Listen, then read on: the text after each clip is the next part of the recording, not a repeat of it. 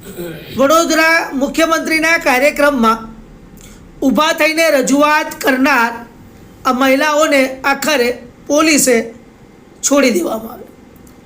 મુખ્યમંત્રીની સભામાં બોલનાર સલ્લા સિંધે જે મુખ્યમંત્રીને રજૂઆત કરવા ગઈ હતી તેની ક્રાઇમ બ્રાન્ચે અટકાયત કરી હતી। પોલીસે 4 કલાક જેટલો સમય પૂછપરછમાં વિતાવ્યા બાદ આ મહિલાઓને મુક્ત કરવામાં આવી હતી। મૃત બાળકી રોશની સિંધેની માતા સલ્લા સિંધેનું નિવેદન સામે આવ્યું છે, જે અમે તમને સંભળાવીશું। પરંતુ સીએમએ પીડિત પરિવારને સરકારી વકીલ આપવાની રજૂઆત કરી। મુખ્યમંત્રીએ ઘટના સમયે કોઈપણ ચમરબંધીને છોડવામાં નહીં આવે એવી આપી હતી બાંયધરી, તેવું પણ સલ્લા સિંધેએ પોતાના નિવેદનમાં જણાવે છે।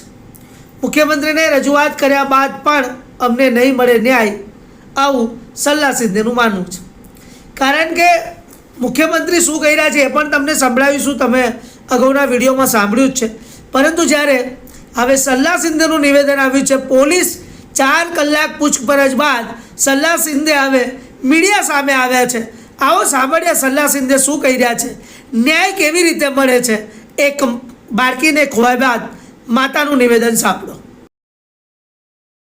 ધરપકડ એટલા માટે કરવા આવી કે એમનો પ્રોટોકોલ ભંગ થઈ ગયો। ચાલુ સભામાં અમે બોલ્યા, પણ અમે જ્યારે 1.5 વર્ષથી બધાને મળીને બોલે છે ત્યારે તો કોઈ સિરિયસલી લેતો નથી। અને આજે અમે સભામાં બોલ્યા તો એમનો પ્રોટોકોલ ભંગ થઈ ગયો। તો મારો એટલો જ કહેવાનું છે, તમે એટલી પ્રોટોકોલને પડેલી હોય તો તમે પહેલાં જ કેમ એક્શન નહીં લેતા, જ્યારે અમે 1.5 મહિનાથી ધક્કા ખાતા હતા ત્યારે? જ્યારે તમે મુખ્યમંત્રીને રજૂઆત કરી ત્યારે મુખ્યમંત્રી દ્વારા શું કહેવામાં આવ્યું? એમને એટલું જ કીધું કે તમારા વકીલને મારા જોડે વાત કરાવી દેજો, અને તમે સરકારી વકીલની જરૂરત હોય તો એ પણ મને કહેજો। થશે મેં તો એવું કીધું, તમે જ્યારે પહેલી વખતે મળ્યા તો એવું આશ્વાસન આપ્યું હતું કે કોઈ ચપળબંધીને છોડવામાં નહીં આવે। તમે તો આજ સુધી કોઈ પર એક્શન નહીં લીધું। તો એ હાઈકોર્ટનો મામલો છે, તો હાઈકોર્ટ એમનાથી ઉપર તો નથી। એ એક ઓર્ડર આપે તો બધું થઈ શકે છે, એટલું મોટી સત્તા એમના પાસે છે। હવે તમારી શું માંગ છે?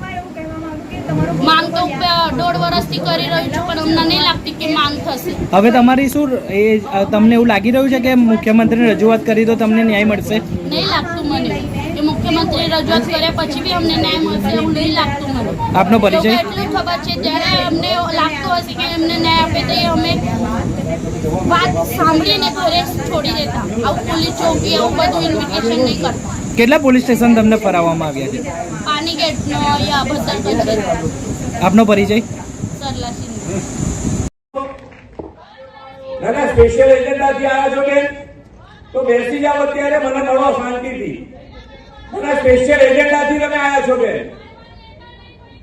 ના મળશો તમે અત્યારે મળી શકાશે। બેસી જાઓ અત્યારે, તમે અત્યારે બેસી જાઓ, તમે મળીને દેજો તમે મને। હા મળાવશે તમને। તમે એજન્ડાથી આવ્યા છો બેન, એવું ના હોઈ શકે ક્યારેય, એવું ના હોઈ શકે, એવી રીતે ના હોય વાત। તમે મળી દેજો તમે મને।